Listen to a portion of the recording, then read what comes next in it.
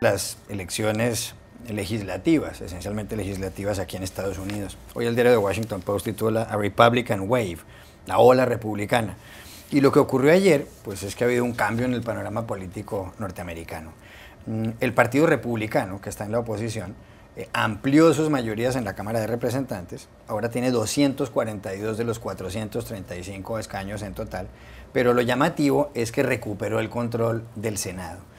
Según los últimos recuentos, ya tiene 52 de las 100 curules, con lo cual ha desplazado al Partido Demócrata del presidente Barack Obama.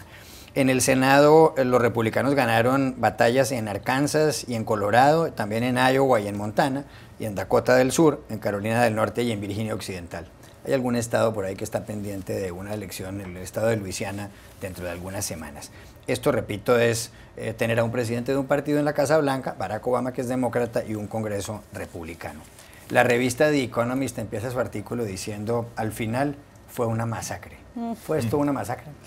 Sí, desde luego fue bastante peor que de lo que se calculaba. Yo supongo que el presidente Obama, cuando salga a dar explicaciones hoy, hará referencia un poco a los tópicos de siempre, que en legislativa se vota menos, que en general esto ya se esperaba, que suele ocurrir que en las segundas partes de los segundos mandatos de los presidentes pierden la Cámara, un poco por este sistema de contrapeso de poderes que tanto le gusta a los estadounidenses, ¿no? La Casa Blanca en manos demócratas y el Congreso republicano. Pero van a tener que intentar, digamos, inventarse otra excusa porque esto ha sido mucho peor de lo esperado. Pese a todo eso, el castigo a los demócratas ha sido tremendo y a mí me parece que tiene unas consecuencias muy delicadas para el presidente Obama, que vamos a ver qué consigue hacer ahora estos 2 últimos años de presidencia, pero sobre todo es que creo que hay un peligro importante y es que esto acelera mucho la carrera hacia 2016. Por un lado, el optimismo de los republicanos, que ven cómo han ganado donde menos se lo esperaban y han reforzado esas mayorías, que no solo refuerzan la mayoría en la Cámara, sino que se hacen con la mayoría del Senado, y además ganan gobernadores en estados, en enclaves demócratas,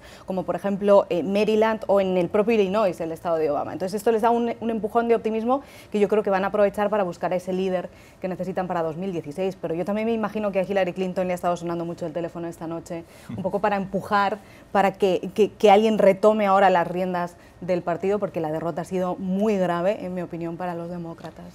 Algunos consideran, Pepe, que estas elecciones fueron un referéndum sobre la gestión de Barack Obama, cuya favorabilidad en la última encuesta de The Washington Post y ABC News es de solo el 44%, está en su mínimo histórico. ¿Es culpa de Obama esto? Porque el nuevo jefe de la mayoría del Partido Republicano en el Senado, Mitch McConnell, reelegido en Kentucky, dijo que el resultado se debía a la gestión de Obama. ¿Está de acuerdo con esa apreciación? Es un referéndum de la presidencia de Obama, pero no es un mandato a favor de la agenda republicana, me parece.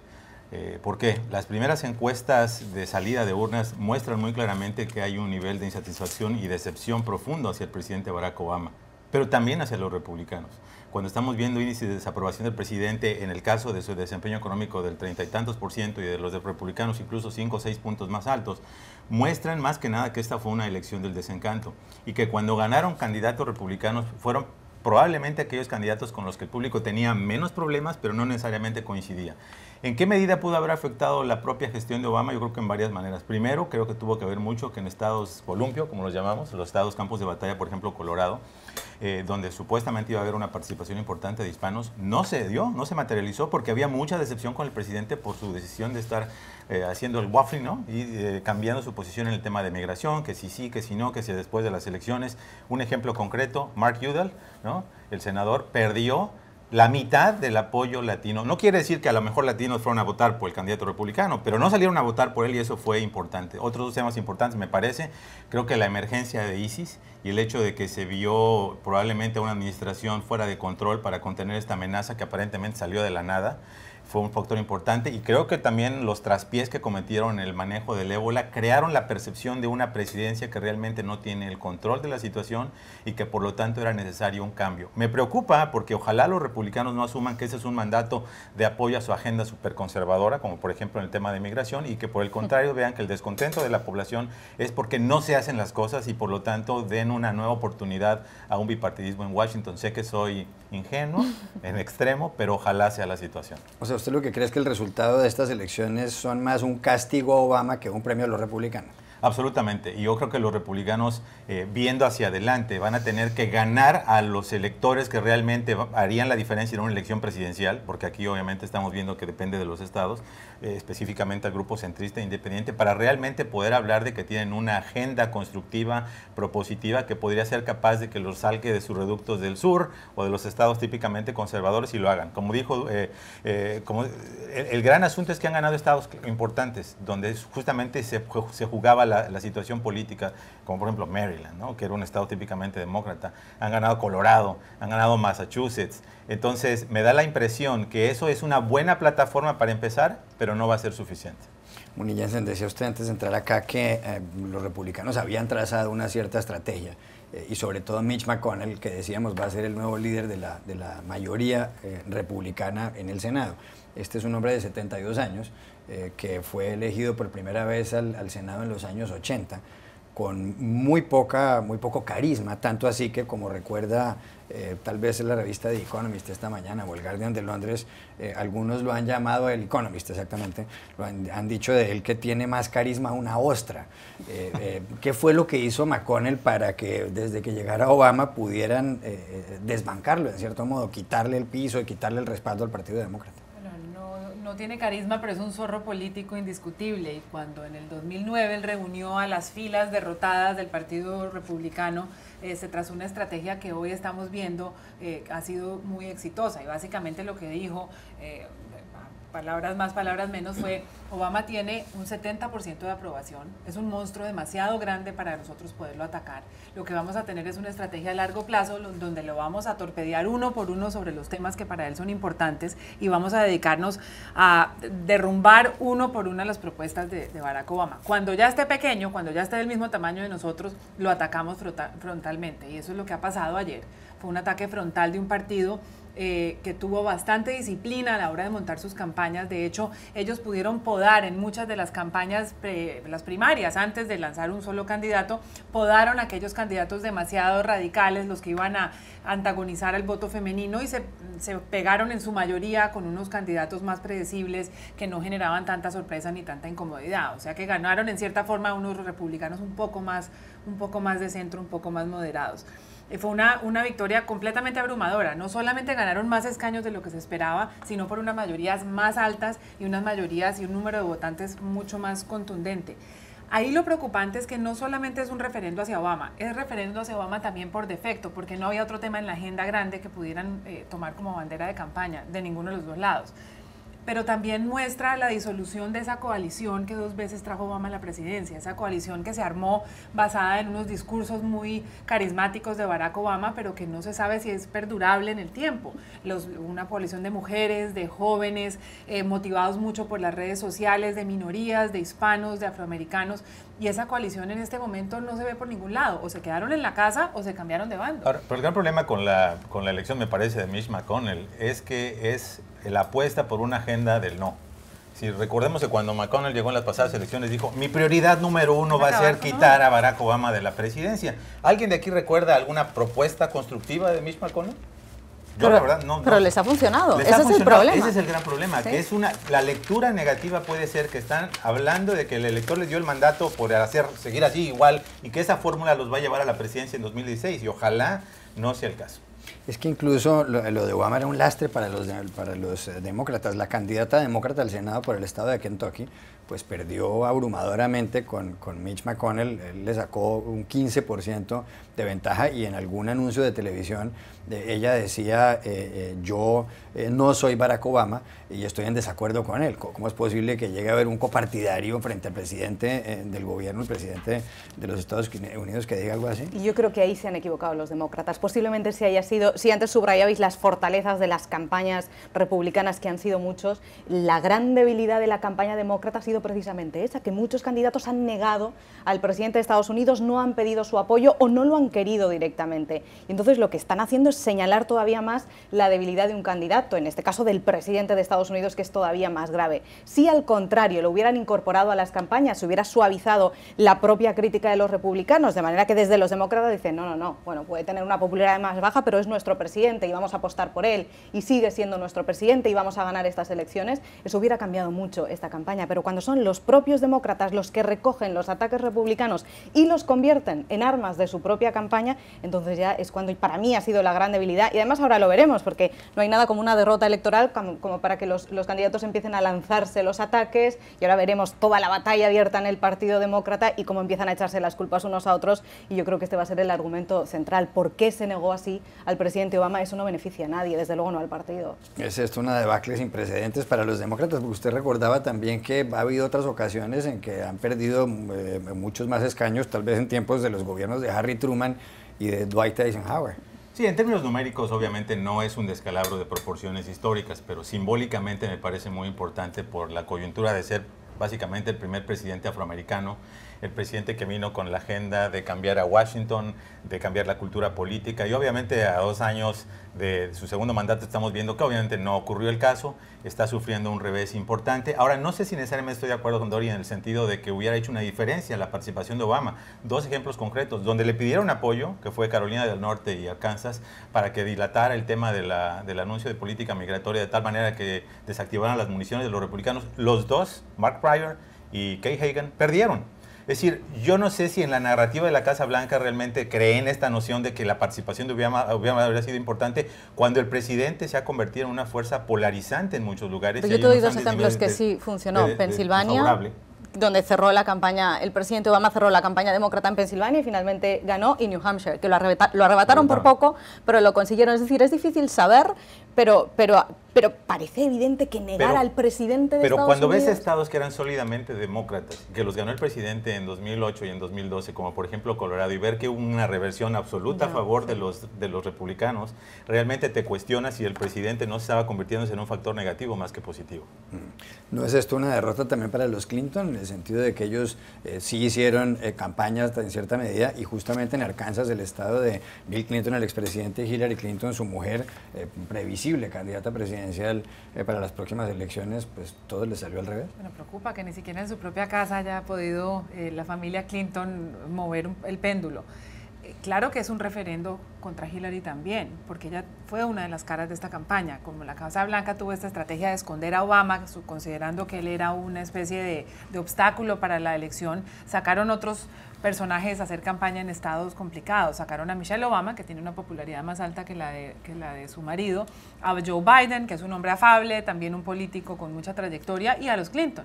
Entonces, los que realmente hicieron campaña, porque Obama estuvo más guardado, yo creo que también están bastante adoloridos esta mañana.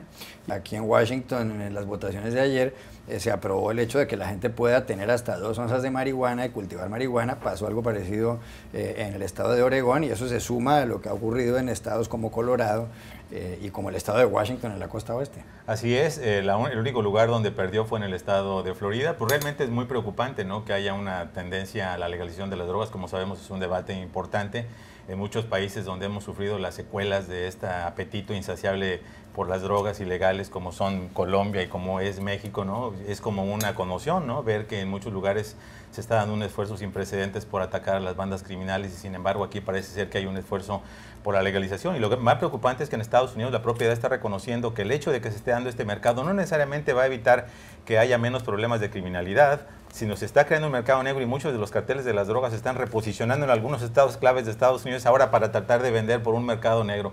Creo que es preocupante, si bien entiendo que hay una creciente tolerancia por parte de la sociedad, y el hecho de que la administración Obama haya descriminalizado de alguna manera y que el Departamento de Justicia ni siquiera haya aplicado las propias leyes federales, pues es como una tendencia en general que realmente es preocupante, sin que exista un debate continental o mundial sobre la importancia de legalizarlas. Dori, con esta derrota del Partido Demócrata, ¿cómo será el resto del gobierno del presidente Barack Obama? Porque a él le faltan 2 años y algo más de 2 meses para dejar el gobierno. ¿Cómo va a ser para gobernar cuando a pocas cuadras de la residencia presidencial tiene a una Cámara en contra y a un Senado en contra? Va a ser imposible, y además yo creo que aquí en Washington va a ser insoportable, si estos últimos 4 años ya han sido una pesadilla política con ese no a todo de los republicanos a partir de ahora. Además, yo creo que ese posiblemente sea el gran peligro, que los republicanos interpreten este resultado, que es una gran victoria, como un premio para ellos y no como un castigo para el presidente de Estados Unidos, ¿no? Si interpretan esta gran victoria como un premio para ellos, eso de alguna manera justificará toda la estrategia que han estado llevando a cabo del no a todo o a cualquier propuesta, bloquear todo, cuando en realidad parece que los ciudadanos de Estados Unidos querían decir exactamente lo contrario. Queremos que Washington trabaje, que se saquen los problemas adelante, que republicanos y demócratas trabajen juntos y dejen de pelearse en cuestiones tan importantes como la economía. Si ellos entienden esto como un premio, como parece que ha sido, escuchando ayer el discurso del nuevo líder de la mayoría en el Senado, entonces prácticamente se hace imposible que la Casa Blanca de los demócratas, y en concreto la agenda del presidente Obama, salga adelante, lo que hace que nos preguntemos en qué va a quedar el presidente Obama. Entonces, estos son los 2 últimos años de su mandato.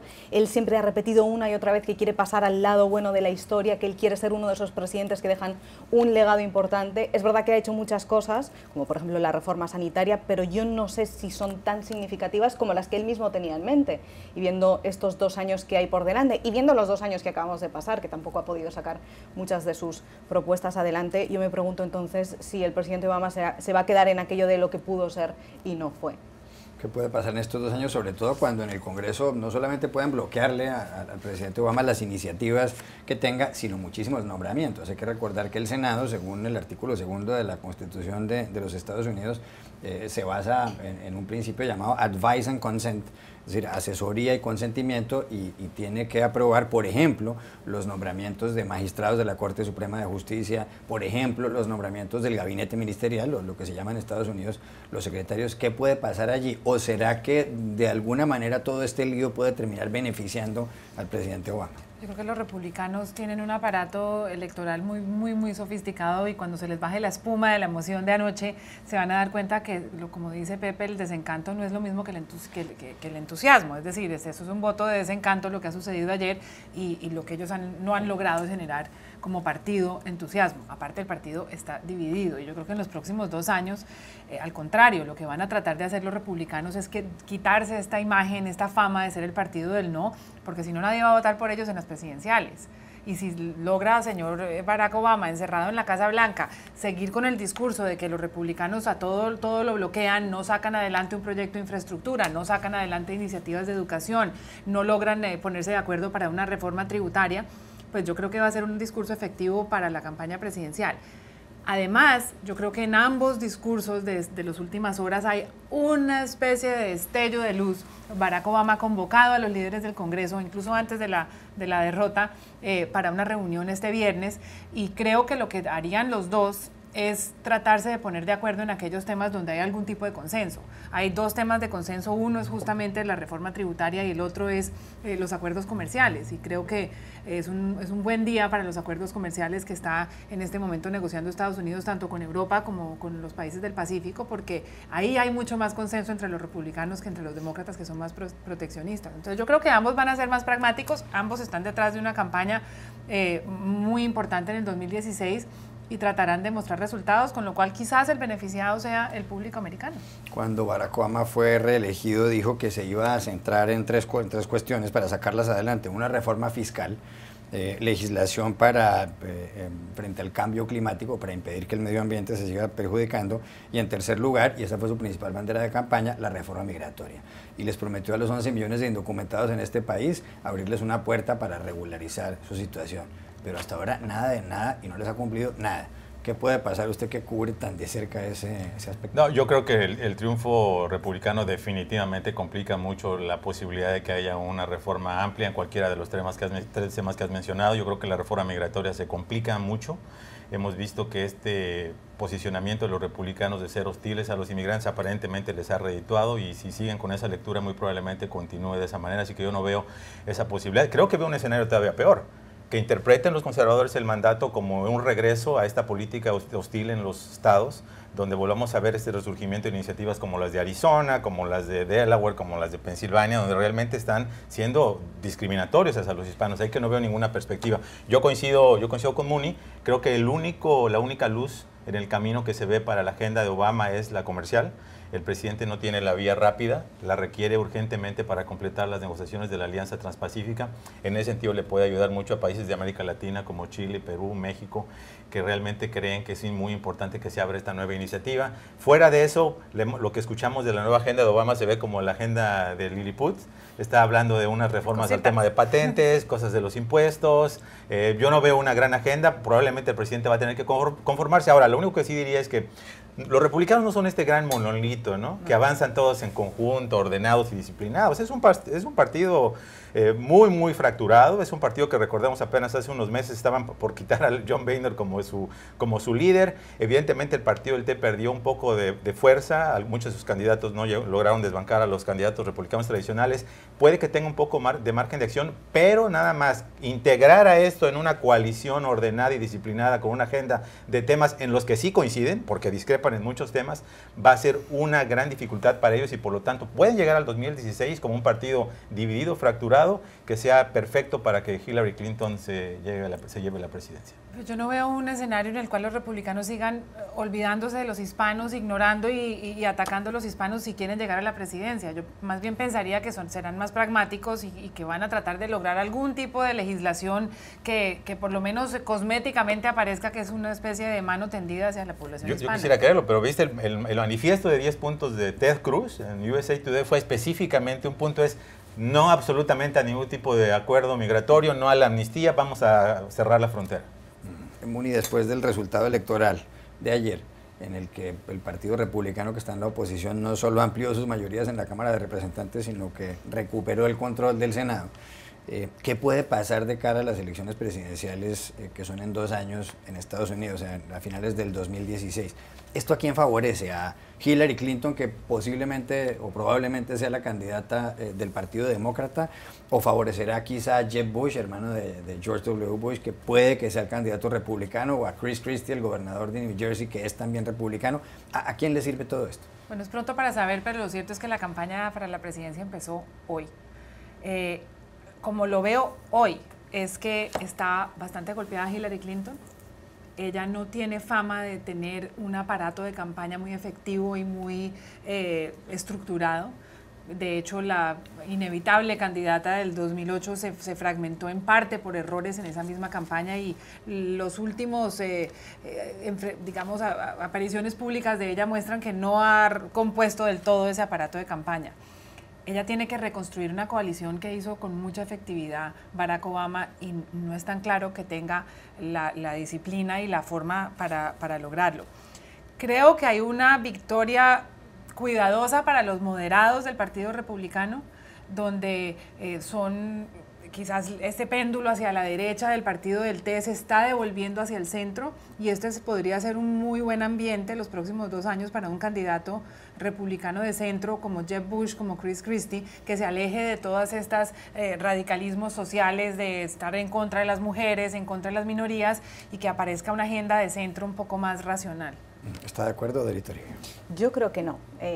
Para empezar, no creo que Hillary Clinton esté tocada de muerte, muchísimo menos. Y me apetece mucho saber, quizá en las próximas 24 horas, que veamos cuánto dinero ha recibido la campaña, los grupos que ya están activamente preparando la campaña electoral de Hillary Clinton después de estos resultados y cuánta gente se ha unido en estas 24 horas o se va a unir a la campaña, cuántos demócratas hoy se despertarán diciendo no fui a votar, qué gran error, mira cómo está el panorama, ahora tenemos que realmente activarnos para 2016. Así que no creo que Hillary Clinton esté debilitada, ni muchísimo menos, y además lo vamos a saber muy pronto. Sí creo que está muy fortalecido el gobernador de Nueva Jersey, Chris Christie, porque él es el presidente de la conferencia de gobernadores y los republicanos han ganado gobernadores en enclaves muy, muy importantes y él además se había volcado mucho en la campaña, lo hemos visto en todas partes, casi como la Santísima Trinidad, ha estado en todas las campañas electorales apadrinando a los candidatos que después han ganado. Esto puede beneficiarle mucho, además él solía hacer incluso referencia de estamos entrenando para 2016, no hacía referencia a sí mismo, pero dejaba claro que esto ya iba camino para 2016. Y luego es verdad que las elecciones presidenciales son muy diferentes a las legislativas. Obama ganó en 2010 y perdió en las legislativas. Perdió en las legislativas de 2010 y ganó la reelección en 2012. O, por ejemplo, está el ejemplo del estado de Florida, que Obama ganó en 2008, volvió a ganar en 2012, sin embargo, el gobernador republicano ganó anoche la reelección y también ganó las elecciones en 2010. Quiero decir que son elecciones de naturaleza muy diferente, de participación muy diferente, y lo que ha pasado ahora no tiene por qué llevar a una conclusión definitiva para 2016. El peligro está, o el gran peligro está para mí, en que los republicanos asuman esto como un premio cuando no lo es un castigo a los demócratas, pero no es un premio para ellos, y efectivamente es un partido que estaba muy debilitado y no puede echar las campanas al vuelo por estos buenos resultados. Yo creo que el mejor escenario para Hillary es que los republicanos sean víctimas de su éxito. Es decir, ahora los republicanos son el status quo. Ahora ellos tienen la obligación y el deber, y están en el aparador político para mostrar que como controladores de la Cámara de Representantes, del Senado y de un número sin precedentes de estados, van a hacer una agenda positiva. Nada mejor le podría ocurrir a Hillary que mostraran que fracasaron en hacer nada bueno y simplemente estar contraponiéndose a lo que opina el presidente, o entrar en una dinámica de proponer y vetar y no llegar a ningún acuerdo. Si ellos no logran hacer esa agenda positiva de temas de común acuerdo y logran que en los últimos 2 años de la presidencia, si no quieren aprobar la agenda de Obama, por lo menos pasen su propia agenda de cambios positivos y constructivos, yo creo que ese escenario sería muy favorable para Hillary Clinton. No se sabe qué vaya a pasar, la opinión pública es muy voluble, la gente cambia de parecer muy fácilmente. Hay que recordar que en 1945, el 7 de mayo, los alemanes decidieron declararse derrotados en la Segunda Guerra Mundial. Habían sido vencidos en parte por Winston Churchill, primer ministro británico, y el 5 de julio, solamente 2 meses y medio después, el señor Churchill perdió las elecciones con Clement Attlee. De modo que en esto uno nunca sabe qué pueda pasar.